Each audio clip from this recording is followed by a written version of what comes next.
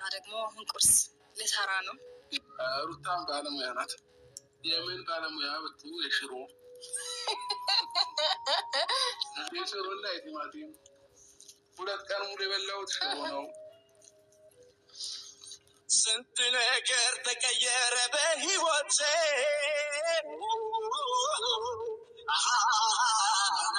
በእውነተኛው ባንቺ ፍቅር በመርካቴ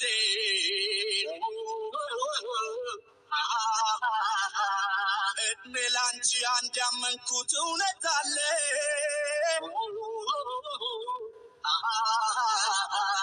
ለካ በዓለም ሁሉም ያምራል ፍቅር ካለ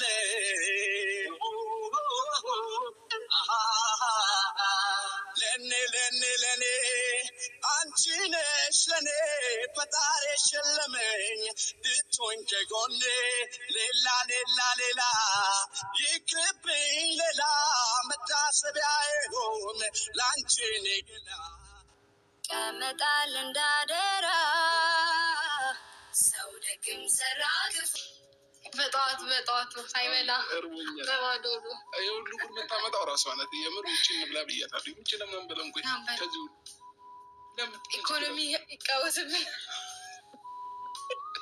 ኧረ ቤተሰብ እንዲህ ሙድ እየተያዘብኝ ልኖር ነው በቃ። ኧረ ፈጠረሽ ብታይ ኢኮኖሚ ያጣቃውስ አይደለም። አይ በዚህ አይነት ሰነፍ ልትሆንብኝ ነው ማለት ነው።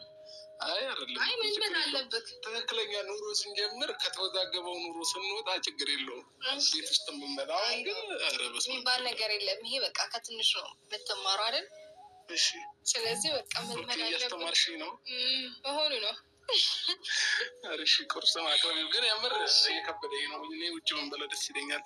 አንደኛ የሆነ ነገር ፍለጋ በወጣው ቁጥር ቤተሰቦች የሚያቆኝ ሰዎች እንዳለ ፍጥጥ ብለው እያዩኝ የምር ዛሬ ራሱ እዛ አሁን እንጀራ የገዛሁበት ቤት ማለት ነው ምን ልሰራ መጥቶ ነው ምናምን ነገር አለችኝ።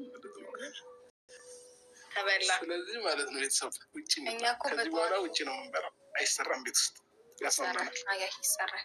ይሰራል። በዚህ ሀሳብ ሰው ባይሆን ቶሎ ላስታጥበል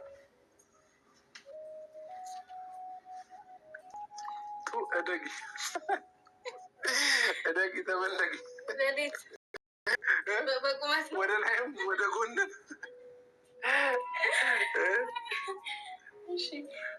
የምር ከባድ ነው ግን ኑሮ በዚህ ሀገር ቤት ውስጥ ምግብ እየተሰራ እኔ ይከብዳል። አይሆንም እንዴ? ማነው ቤት ውስጥ እየተሰራ ይከብዳል ያለክ? በቃ ይከብዳል። እንደውም በጣም ይቀላል ነው የሚባለው። ሲኖር አይከብድም።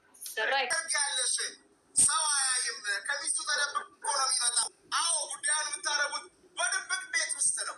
አንቺና እሱ ምንድን ናችሁ? ሚስት አለው፣ ልጆች